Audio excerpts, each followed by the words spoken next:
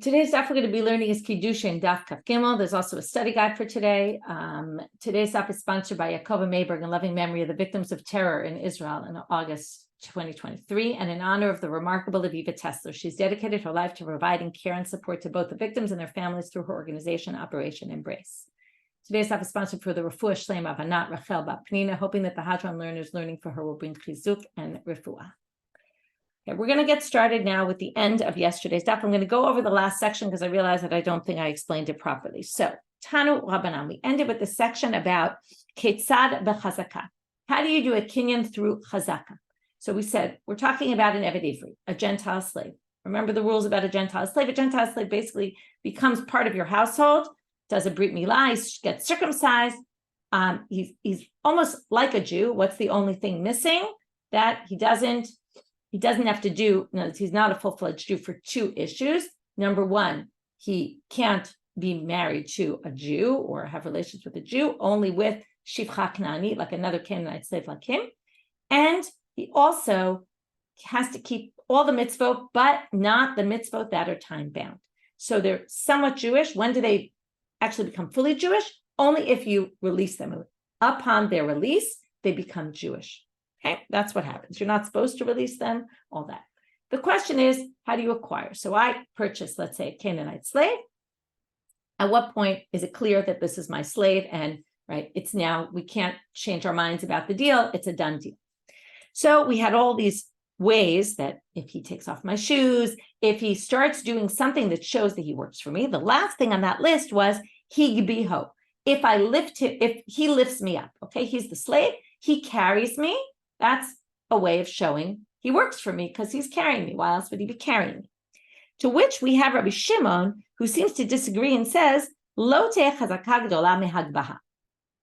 Now, lifting could mean one of two things. In our case, we were talking about lifting, that the slave lifted me, showing that he works for me, right? Just like chazaka on land is by working the land. I start planting or plowing, and chazaka by Eved is showing he works for me.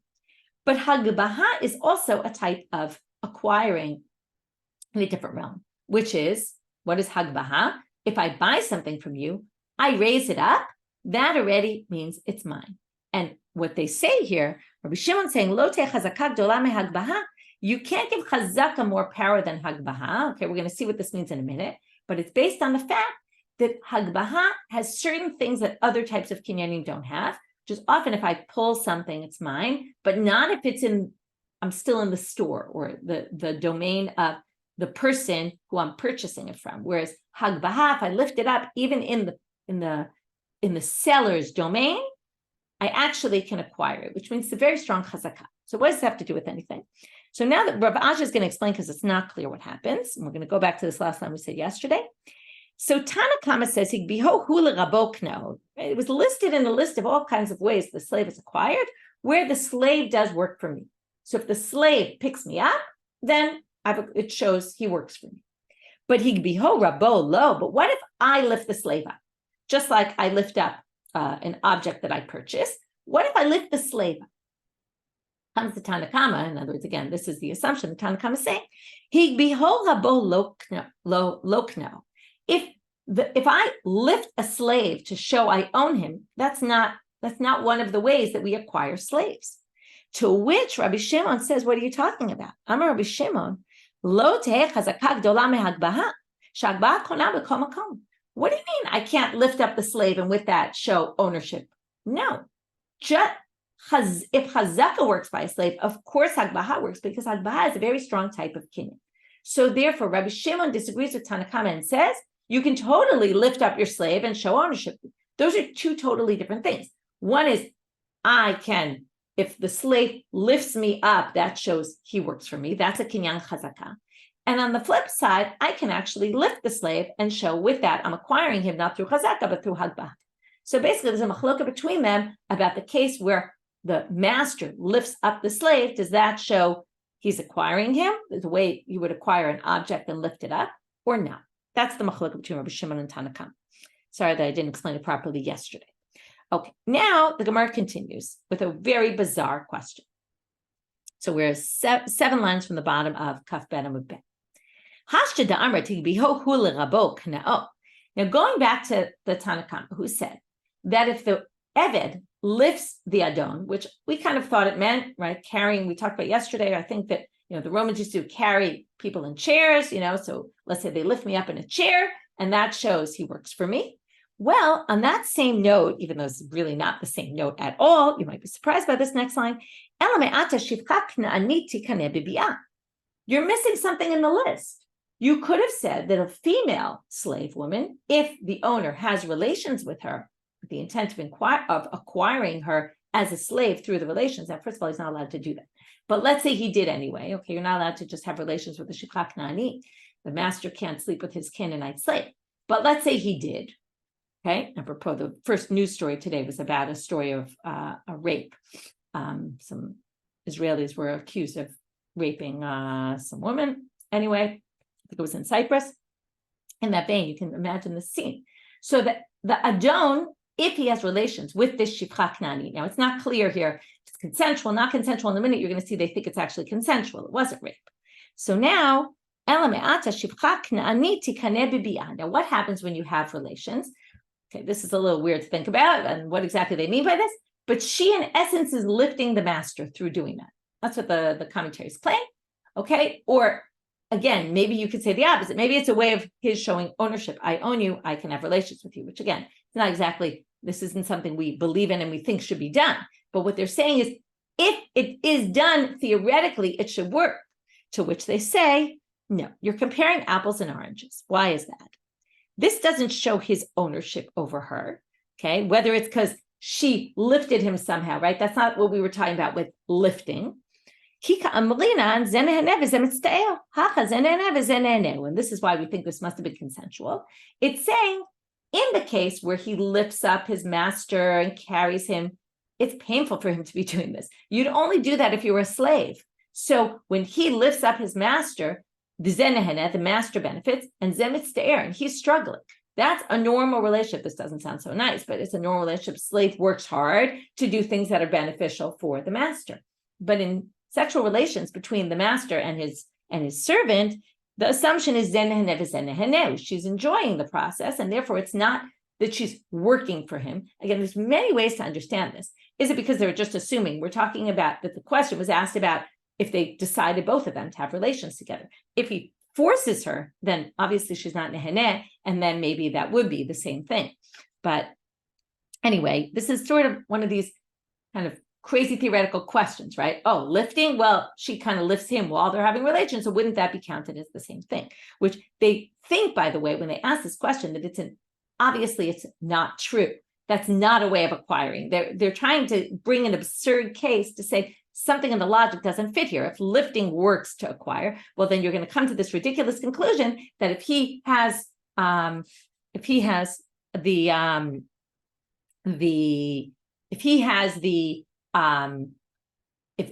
right, this whole concept of lifting sounds like it doesn't really work, because of course that wouldn't work if he did it with her. So anyway, there's an interesting, it's sort of just theoretical, and that's, I think, the only way to really understand the sugya. To which they answer, they're still kind of at it, because they love these theoretical questions. If you're saying she benefited and enjoyed, well, then if it's shelo kedarka, well, ma'ika lamema. In the case where it's anal intercourse, that's not pleasurable for her, and then maybe really it would be that she would be acquired, but in this way. How do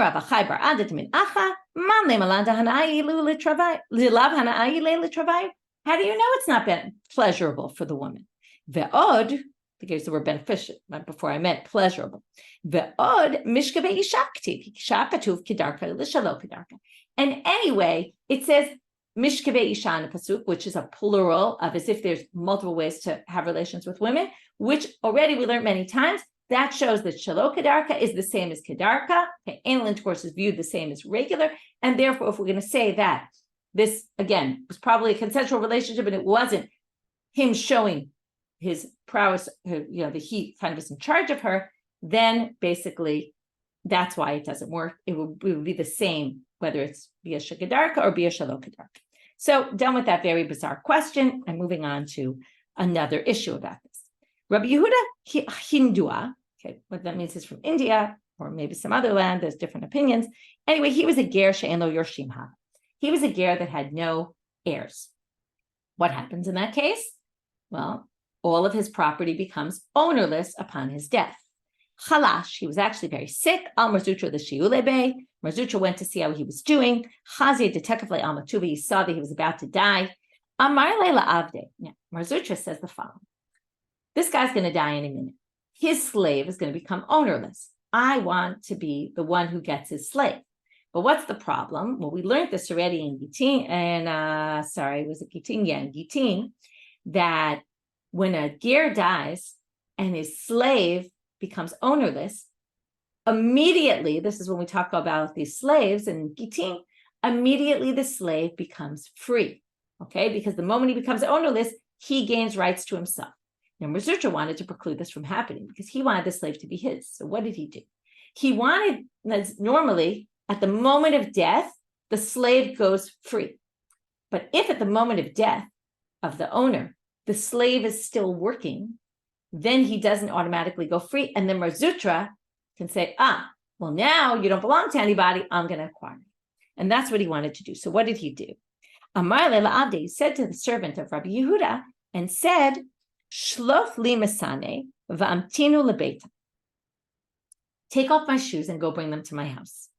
And that way he'd be working when Rabbi Yehuda died. Ikeda Amre, now there's two versions to the story. Some people say Gadol Haya, that he was already of age, the servant, which means that he could acquire himself. And that was the whole reason why Marzutra did this. Because if he was a minor, well, minors can't acquire themselves, and it would have needed to be done. And Ze Peresh L'mitav, Ze Peresh L'chaim. So because he was of age, basically as soon as Rabbi Yehuda died, Marzutra gained life, which means he gained a slave. Okay, it's a weird way of saying it. I think they're just trying to say something that sounds like a good quip. He went to die, he went to life, and he was able to get the slave. The Ika de Amre, some people say Katan Hava. He was a minor. Well, then why did he have to do this whole thing? Because a minor can't acquire himself. Well, Udelo Kabashal, you might remember we learned this. This follows the opinion that's not Abishal's opinion, who says, Ditanya, Ger Shemet, this we learned in Gittin, Ubizbizu Yisrael Nechasav. Okay, so a ger dies. Again, we're talking about, I didn't review all this because we learned it not long ago. When a ger dies, if he had no children after the conversion, okay, but he had children who converted with him, or he had children who were not Jewish at all, then he has no heirs. So everything of his becomes ownerless. The Jews come and start taking his possessions, because they can. Bayu bahen avadim, and there were slaves there. Ben gedolim, ben ktanim, kanu atzmam b'nei cholim. According to Tanakama, and this is according to the one who says the slave was a minor, well, what I said before wasn't true, actually. According to this opinion, even a minor goes free immediately. Okay, in other words, it's like an automatic thing that happens. The ger dies, any slaves any Gentile slaves in the convert's domain or in his property automatically gain their freedom, even if they're minors. Okay, and therefore, the story could have happened with a minor as well, is what this one is saying. Because if it happened with a minor, also the slave would have acquired himself. And that's why Marzutra had to tell him, go do a job for me, so that automatic freedom, ticket to freedom, didn't click in. Okay, and that's how he was able to acquire him. Just to point out, Abishal's opinion, Abishal obviously says the opposite. Omer gedolim kanu atzmam b'nei chorin. If they were older of age, they would be able to acquire themselves. But ketanim don't get that freedom, and therefore kol machzik bahen zacha bahen. Anyone who acquires them would have, right? Anyone who picks them up, kind of takes them into their house, would acquire them. So basically, or you could say machzik chazaka, as soon as the slave starts working for them, they acquire them. In any case, the point being that what Marzutra wanted to do was to be the one that the Eved was working for. Kinyan, why did this come up? By the way, this is Kinyan Chazaka.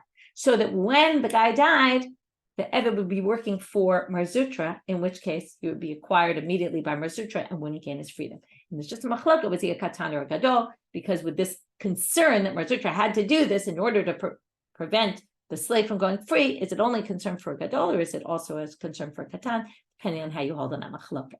So what we've talked about today so far is kinyan chazaka of an eved, And kinyan hagbaha, can you actually lift him? Is that a way of doing a kinyan? Machloket Rabbi Shimon and the rabbis. And then we moved on. We had this side question: if hagba works, what about a shipcha knanit having relations with her master? And then again, it's not clear if it was rape or not rape. It seems to be consensual, although tough to know really what they're talking about. Again, I really think that all is very theoretical, and they're just trying to say this sounds absurd, that lifting should work, because if lifting should work, we could come to some absurd conclusion that a master could acquire his Canaanite slave by having relations with her, and that's just not right. It's not true, and it's not listed there or anything else. But in any case, we dealt with that, and then we moved on to this other story where you see this in action, this kinyan chazak. Now we're moving on to, let's say, the more complicated part of today's sugya, which is trying to understand the Mishnah we saw yesterday. So let's go back to the second part of the Mishnah. First part of the Mishnah, like all these Mishnayot, it starts with how do you acquire something? And then the question is, how do they get their freedom? How do they undo it? So, koneh atzmo, how does he acquire his freedom in the Mishnah? In the second sentence in the Mishnah, bekesef al yidei acharim b'shtar al yidei atzmo, either money that other people pay for him, pay his freedom, or a document, he gets a shtar shechor himself, meaning the master gives it to him. Next, that's Rabbi Meir. Chachamim say the exact opposite. Kesef al yidei atzmo, the money he gets only if he pays himself, or it seems only, ubishtar al yidei achirim, and with a document, if the master gives the document of freedom only to other people. Okay, so they have the exact, it's like a crisscross X, right? Each one says the opposite of the other. And it sounds pretty clear from the Mishnah, and they just add this one thing. When he does kesef by himself, as long as, right, he doesn't have his own money at all, because all this money is the master's, as long as someone gives him the money to pay his way out. Now, we have to understand, right now we assume there's two opinions. Soon we're going to see, because we can't explain it any other way, there's actually three opinions here. Okay, that's eventually what we're going to get to, but right now we're going to try to understand the first opinion, Rabbi Meir. From the Chachamim, we're going to end up making a split here in the wording of the Mishnah and understand the Mishnah not in its simple reading, because it's not really going to make sense. Koneh atzmo bekesef, and we're going to see, number one, there's going to be a three-way machloket. Number two, the machloket is going to be based on how people hold in three different areas, and this is what you can see on the first chart on the study guide. Bekesef al yidei acherim in, aval lo al yidei atzmo. So when Rabbi Meir says he can acquire himself with money, it seems like he's saying money only, right, al yidei acherim, only other people can pay the money, but he himself can't pay the money. So now the question becomes, b'may askina, what's the case? Now the issue is, let's just start, even though they don't say this, let's start with the main issue. The main issue is that yad eved ki yad rabo, ein kinyan lekesef below rabo. That means, ein kinyan le'eved, sorry, below rabo. If now I'm going to make myself the slave in all these cases. I'm a slave, a Canaanite slave. I can't acquire anything. Anything I acquire goes right to my master. So money doesn't work. I can't go buy my way out, because if somebody gives me money to give to my master to buy my way out, the second he gives it to me, it's not mine anymore. So I can't buy my way to freedom. So only other people can buy for me. As long as it doesn't go through me, then they can buy my freedom. But as soon as the money goes to me, it's not my money anymore. So now the question is, why not al yidei achirim, right? It seems like, so I'm sorry, why al yidei atzmo lo, sorry. What's the case when it says bekesef al yidei achirim? That's what they want to know right now. There's going to be two possibilities. Either I know that they're buying my freedom, or I don't know that they're buying my freedom. And we're going to play them both out and see that we're going to get stuck here. B'may askina, ile ma shelo midato. Now, if you're going to say, I don't know anything about it, you go and decide to pay my way out of slavery, and I don't know, well, that can't possibly work. Why doesn't it work? Because that's based on a different machloket. There's a machloket, we've seen this before. Well, let's talk about not the machloket. The halacha is, zachin la'adam shelo b'fanav ve'en chavim la'adam shelo b'fanav. That means, if you accept a gift on my behalf, I don't know about it, but it's good for me because it's a gift, right? Let's say someone decides to give me a piece of land, and I'm not there, and they go to you and they say, will you acquire this for Michelle? Of course you can acquire it. It's just good for me. Unless you say maybe owning land is a big responsibility, maybe not good, but you always have to decide is something good or not good. But some things that look good sometimes aren't so good. But let's say it's a good thing for me. You can acquire it on my behalf. But if it's bad for me, you obviously can't acquire something that's bad for me, that's a chov. It's going to create problems for me down the road. Again, what chov is a good question. That's why there's going to be a machloket here. Is going free a chov or a zchut? We talked about this in Get as well, in Gitin. So a slave being freed, a Gentile slave being freed. So we talked about before, what happens when he gets freed? He becomes a full-fledged Jew. And he keeps all the mitzvot, and he gets to marry a Jewish woman, but he loses some things also, okay? In other words, the question becomes, is it zchut for the Eved to get free, or is it bad? Okay, zchut, we'd always rather be free, right? Number two, it's nice they can marry a Jewish woman, they could keep all the mitzvot, that's a zchut, because you get zchuyot of keeping mitzvot and all that. That's one option. But Rabbi Meir says it's a chov, okay? And that's what we're going to see right now. If it's a chov, okay, which we'll get to in a minute, why it's a chov, but then what?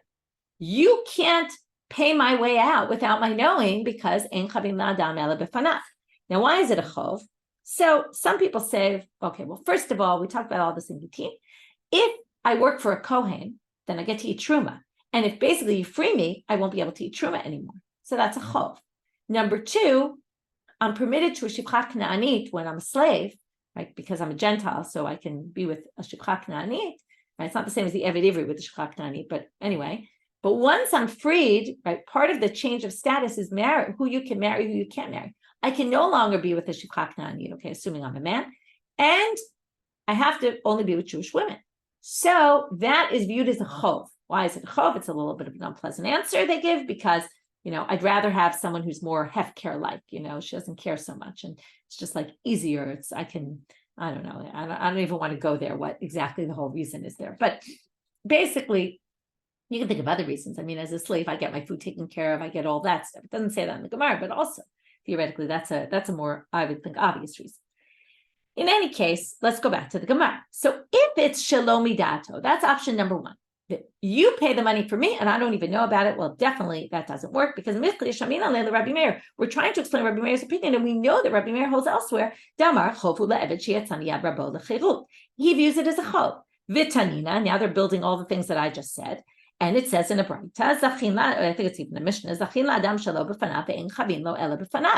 you can't do something that's bad for me if I don't know about it. So it can't be that you're paying money without my knowledge. Okay, so process of elimination, it must be midato. Well, that's also going to create a problem. Why? Because listen, what did Rabbi Meir say? Kesef, only other people can pay. Shtar, I can accept. But it sounds like not achirin, because he said shtar al yedei atzmo. So ela pshita midato. So now the Gemara says it must be midato, it must be I know, you pay with my knowledge. The hakamash malan, and what it's trying to tell you is, why is it saying? It's saying al yedei achirim in, al yedei atzmo lo. Okay, before we get to the problem, let's just spell this all out. Rabbi Meir is saying, if you pay for me with my knowledge, it works. Okay, because I know about it, so obviously it works. And al yidei atzmo lo, but I can't do it myself, and that's for another reason. That's why I said this is all these opinions are based on a number of different topics, different issues. Alma ein kinyan la'eved below rabo. Doesn't work that I pay the money, because if you give me money to buy my way out, the second you give me the money, it goes straight to the master. There's no such thing. I can't acquire anything without my master acquiring it, because I'm his property. So anything I get goes straight to him, which means I can't do it myself. What's the problem with this interpretation? That, again, we want to say it's all midato. You gave the money with my knowledge. Well, what does the end part say of this Mishnah? The end part of Rabbi Meir's words, bishtar yedei atzmo, which means I can get my own shtar though, but we assume it means al yedei atzmo lo, in al yedei achirim lo. But it sounds like when it comes to shtar, you can't accept the shtar on my behalf. Now, imidato, if we said we're talking about where I know about it and I want it, al yedei achirim amai lo, why can't you accept the shtar on my behalf? If you can give the money on my behalf, you should be able to accept the shtar on my behalf. And we assume that Rabbi Meir, when he says al yedei atzmo the shtar, that he means you can only get this emancipation document by yourself, not someone else can't accept it on your behalf. So now we're a little bit stuck, because shalom midato didn't work, but midato doesn't work with the second part.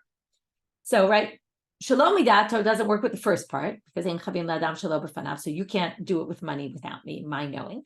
But the second part, why wouldn't you be able to accept my emancipation document on behalf of me if I know about it.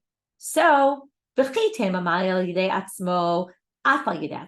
first obvious answer would be to say, just because Rabbi Meir said shtar yidatzmo doesn't necessarily mean he means I'm the only one who can accept it. Maybe it means even shtar al yidatzmo, meaning kesef, only you can do for me. Shtar, you can do, or even I can accept myself.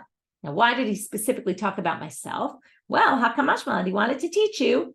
Third issue, okay, again, we had, is it a chov or not for the eved? And you can look at the chart, it's all charted out there. Can anyone acquire anything on their own? No, the slave can't acquire anything on his own. Everything goes to the master.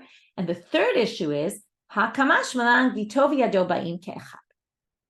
Well, maybe what it's trying to say is, besides obviously that you can accept the shtar on my behalf, even though everything I own goes straight to my master, there's one exception to that rule. And what is it?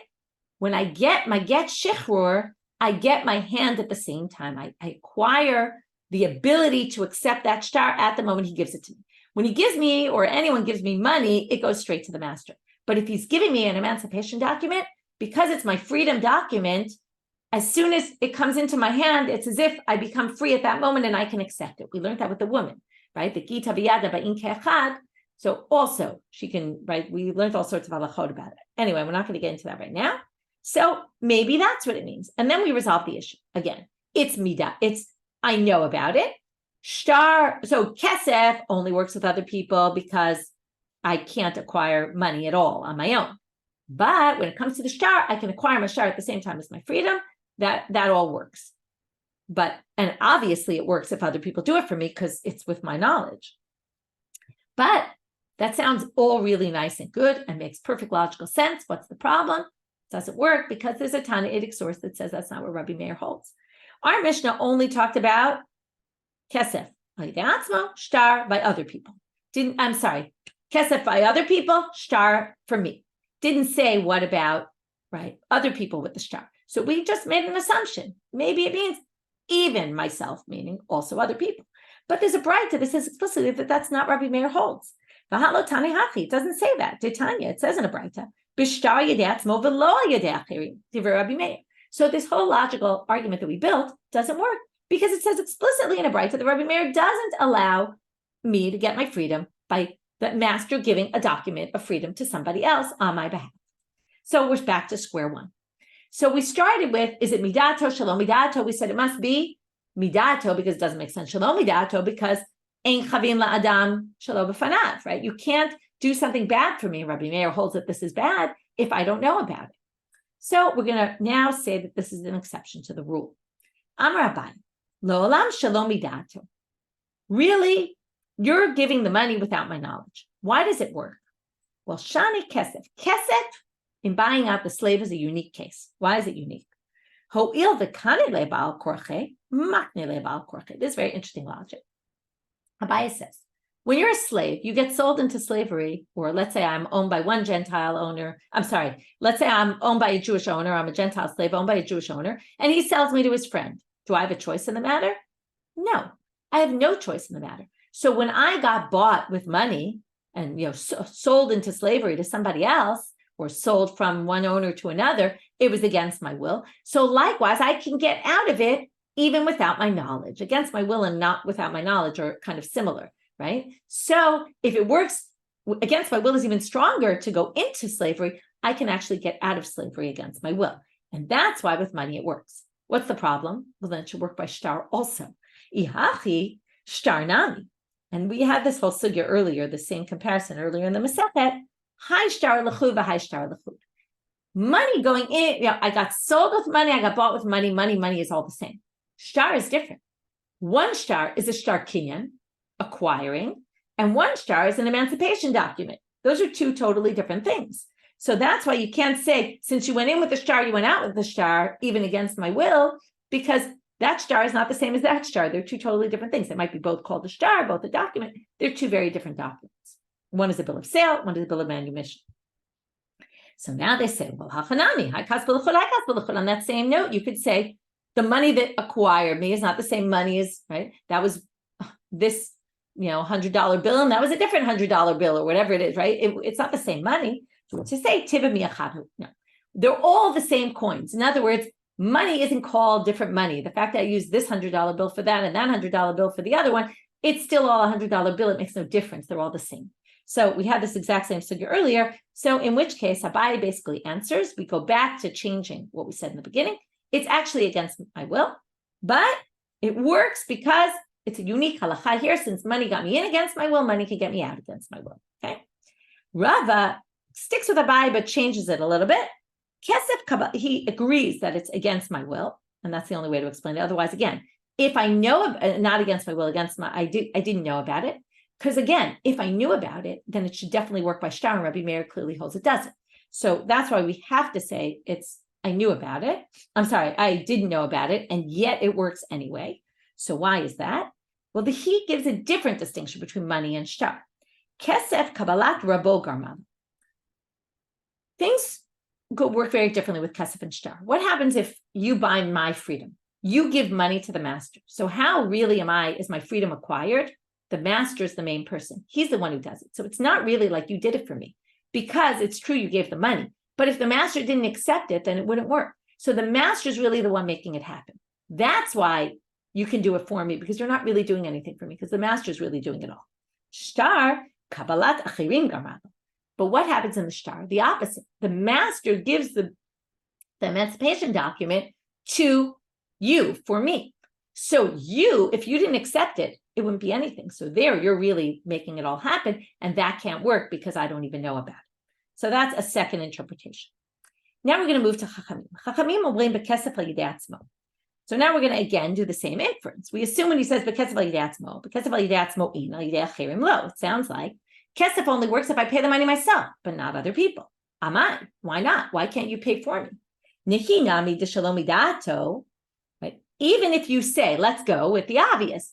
I don't know about it, and in kavin adam ela b'fanav. But what's the problem? The rabbis hold the rabbis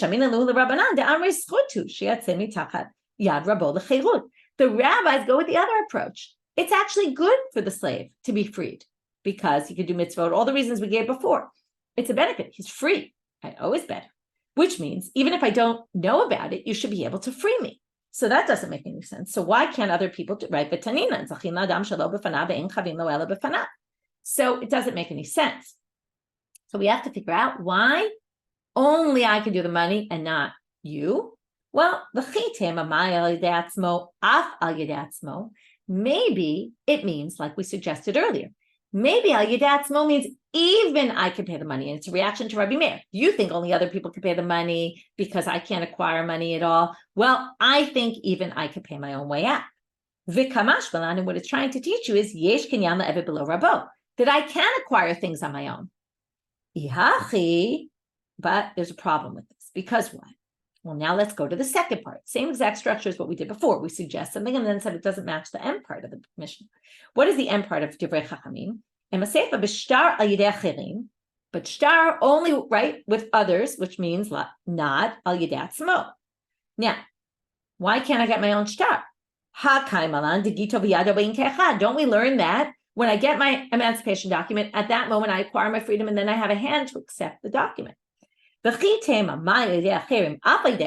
you want to say that the second part is doing the same thing as the first and saying, well, the focus here is other people can get my shtar, even in addition to me obviously being able to accept my own shtar. And what it's trying to say is, even you can accept my shtar, even if I don't know about it, because it's a zchut, and then that matches Chachamim, and then all works well. But what's the problem? What we're basically saying is the words of Chachamim, which say kesef by yourself, shtar others, really means kesef others and yourself, and even yourself, and shtar yourself and even others. Well, basically what you're saying is shtar and kesef work whether you do it or whether other people do it, which makes sense from what we've learned from Chachamim, that everything should work. But what's the problem? The language of the Mishnah makes no sense then. They should have put it all together. If the Mishnah wanted to say both work in both cases, then it should have said b'kesef u'b'shtar bein al yidei achirim bein al yidei atzmo. That's the way the Mishnah should have said it. It should have said kesef and shtar both work for you or others. And then that would have made perfect sense, but that's not what it says in the Mishnah. The Mishnah says kesef by yourself, and shtar. I'm sorry, I just said it wrong, right? Kesef. No, I said it right. Yeah, kesef by yourself, shtar others, which doesn't sound like both work for both cases. So, ela bekesef ben al yedei acherim ben al yedei atzmo, bishtar al yedei acherim v'lo al yedei atzmo. So now we're going to read the Mishnah like this. When it says kesef al yedei atzmo, it means, just like Rabbi Meir said, other people, even yourself. Okay, so the first part is both you and others. And bishtar al yedei acherim v'lo al yedei atzmo. But shtar only others. Rabbi Shimon ben Elazar. But it's not the rabbis. In other words, how do we resolve this? We basically say that when it said the first line about kesef, the rabbis were reacting to Rabbi Meir and said, you think only others can pay the money? I think even the Eved can pay his own way out. Because the Eved can acquire you. There is a way that you can give the money to the Eved just for the Eved. Okay? And then he can buy his way out. And then he doesn't even relate to shtar. Shtar, he also thinks will work ben al yidei atzmo, ben al yidei acherim, the rabbis. But the next line where it says shtar al yidei acherim is actually someone else's opinion. There's a third opinion here. Again, it's very hard to read the Mishnah this way, but they're stuck because otherwise the Mishnah makes no sense. So that is Rabbi Shimon ben Elazar. Titania. Rabbi Shimon ben Elazar omer, af b'shtar yidei acherim v'lo al yidei atzmo. Rabbi Shimon ben Elazar says even shtar is only others and not atzmo. So if we pull up the chart for a minute, we'll do a good review of these shitot because otherwise it's hard to understand. So I made a nice chart at the top, which is Rabbi Meir holds kesef only works by others. Why? Because an Eved can't acquire anything. Shtar works only by himself because right. Oh, and and also kesef al yidei acherim would have to be that I know about it because it's a chov, and a chov can't happen unless I know. Shtar, I can get myself because gito biyado ba'in ke'echad. Okay? Now, and the shtar, sorry, I just said something wrong. I said it according to Avamina. It's against my will. Not against. It's I didn't know about it. In the end, the conclusion was I didn't know about it. Kesef still works, right? The shtar doesn't work by others because I didn't know about it. Had I known about it, right? And because I don't know about it, you can't do it without me. And that's why shtar doesn't work by others doing it. Kesef works because others do it, because kesef is a unique halacha. Since I got in against my will, I can go out against my will, or the explanation of Rava. Now we move to the rabbis. The rabbis, even though they don't appear fully in the Mishnah, they only appear partially about the kesef, hold that kesef and shtar work, whether it's me, whether it's others, because number one, they think it's a zchut, so anyone can do it for me, even if I don't know about it. And there is a way that I could get my own money, and gito v'yado ba'in ke'echad, and I can get my own shtar. So everyone can get my shtar for me or give money for me because they're operating in place of me to do something that's good for me. And I can even do myself because there is a way that someone can give me money to pay my way out. Or my shtar can be by myself. Rabbi Shimon ben Elazar, though, holds, and most of the Mepharshim think by kesef also, because it only says by shtar, but kesef and shtar, it seems, only others. Okay, and then basically you'd have to say, number one, zchut, it's a good thing for me, and that's why other people can do it for me. But number one, ein kinyan la'eved below rabo, I can't acquire anything, so I can't do anything myself. And even the shtar I can't because gito v'yado don't come. He doesn't agree with this whole theory that gito v'yado ba'in ke'echad. So that's a good review of all the approaches. So now let's go back to the Gemara, and the Gemara says, where's Rabbi Shimon ben Elazar? So that we read. V'shalosh machlokot b'davar. And there's three machlokot here, which could mean one of two things. It actually means both, though. I don't know if the Gemara meant both, but there's three opinions as opposed to two, it seems, in the Mishnah. And there's three issues that are at the core of this entire debate. Gito v'yado, yesh kinyan la'eved below rabo, and is it a zchut or a chovah for the eved to leave? Amalad, my Talmud Rabbi Shimon ben Elazar. Where does Rabbi Shimon ben Elazar get this from? Gamar la mi isha. We learned this already. This Shava la appears by the woman in the get, and la appears also by the slave getting out. Ma isha ad shiotzi get l'reshut she'ena shelo. When the woman gets her get, it has to go natam biyadad. It has to go into her own domain, which for the woman's case is different from the slave because a woman is not owned by her husband. She's married to him, but she's not owned by him. So as soon as he puts it in her hand, it's hers. Right? That's why it says natam biyadad, because it has to be in her domain. He can't just leave it in his house and say, here, it's there for you. Okay, has to go into her domain.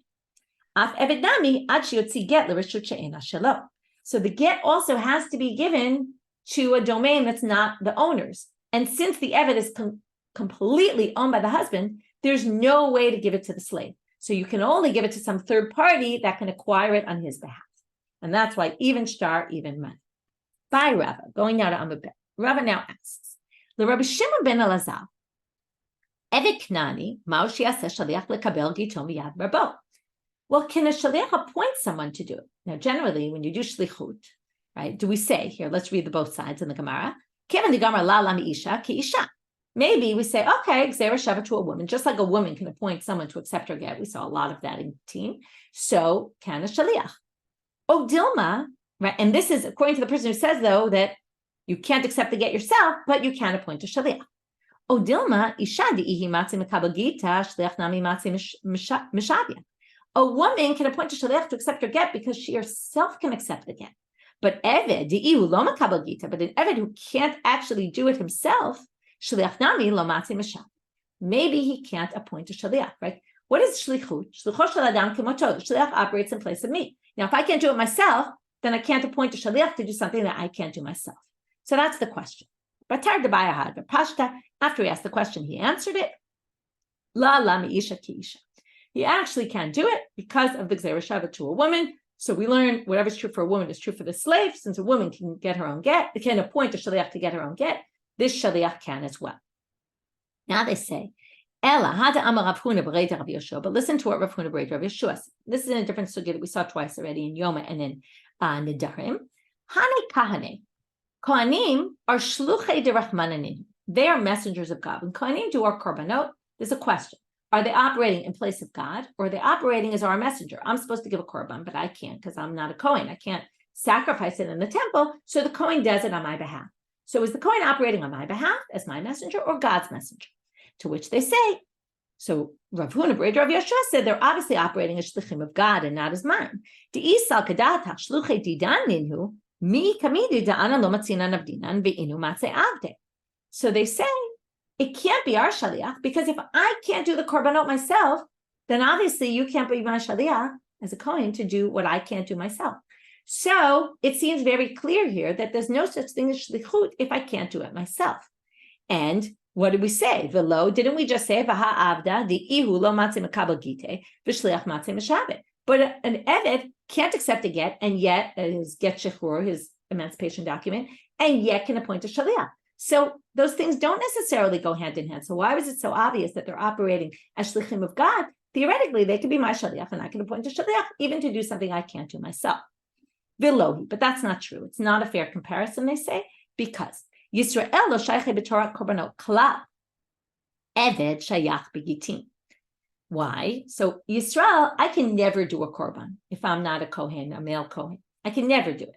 But an eved can accept a get. Now, we just said an eved can accept his get, but I can accept a get for somebody else. If I'm an eved knani. Now, how does it work? The whole problem with giving the shtar to me, again, we're in Rabbi Shimon ben Elazar here. Not all the opinions agree with this. Most disagree, right? Everyone else disagrees with him on this point. But according to Rabbi Shimon ben Elazar, if you give me the shtar shechur, it automatically is yours, which means I'm not freed, because I don't have my own ability to accept that shtar. But if you give it to my friend who's an Eved Knani in someone else's house, as soon as you give it to him, it might go to his Adon, but that doesn't matter. That got me free because so theoretically, any Eved Knani can accept a get shechur. Tanya, let's read it inside. Nir'im hadvarim sha'eved mekabel gito shel chavero miyad rabo shel chavero, aval lo miyad rabo shelo. It seems to be that I can accept a get on behalf of a different Eved Knani as long as his master isn't my master, right? I just can't accept a get shechur from my own master because from my own master, it will just revert right back to him. From someone else's master, it might revert to my master, but that will actually free the slave because as long as the slave what's the shtar shechur? You're leaving the domain of your own master. So since that's not the same as korbanot. Korbanot I can never do, but shtar shechur I actually theoretically could accept. Okay. Now we're going to go back to this machloket between Rabbi Meir and the rabbis about whether I can I can get money from you to give it to my master. Chachamim say yes. Rabbi Meir says no. So what's the basis of the machloket? Let's assume this is the root of the machlok. Rabbi Meir savar ein kinyan la'eved below rabo, ve'ein kinyan l'isha below ba'ala. Rabbi Meir says there's no such thing as getting, you can't, if you want to gift something to me and I'm an Eved Knani or I'm married, it can't go to me. It goes straight to my husband or straight to my master. Rabbanan savre, yesh kinyan la'eved below rabo, ve'yesh kinyan l'isha below ba'ala. If my father wants to give me a gift, he can give me a gift and say, I want this to be yours, and that works. And the rabbis think that works. So likewise, if I'm an Eved Knani, you can give me money and say, I want this to be yours, and it can be mine. So normally anything I gain will go straight to my master. But if someone specifies, then it's mine. That's the assumption that is their machlok. But now we're going to have two different explanations, and with that we'll finish the daf. Amar Rabba, Amar Rav Sheshet, Tekule Alma Ein Kinyan LeEved Below Rabo, Ve'ein Kinyan L'Isha Below Bala. Both of them think there's no such thing. And V'hacha B'mayas Kinan, De'aknele Acher Maneh, V'amarle Almanat She'en LeRabcha Reshut Bo. So the case is, someone gave me 100 of money, right, a maneh, and said, this is on the condition that your master not have access to this money. Rabbi Meir Sabar ki amar leknei, as soon as he said, acquire this money, it immediately went to the master, which means the whole rest of the sentence is disregarded. This almanat, this condition, is totally irrelevant. Almanat lo klum ka amarle, it's nothing. Rabbanan savar, Rabbanan hold kevan de amarle almanat ahane letnei. Since you gave a condition, the stipulation kicks in. So normally it would go to my master, but this stipulation actually overrides that, and that's why it would work. Rabbi Elazar amal kol ki agavna dekule amalo pligi dekane eve v'kane rabbe. Okay, it's very confusing because the last one was ein kinyan le'eved below rabo, and this is kane eved kane rabbe. It's the exact same thing. Just one is worded in the negative, one is worded in the positive.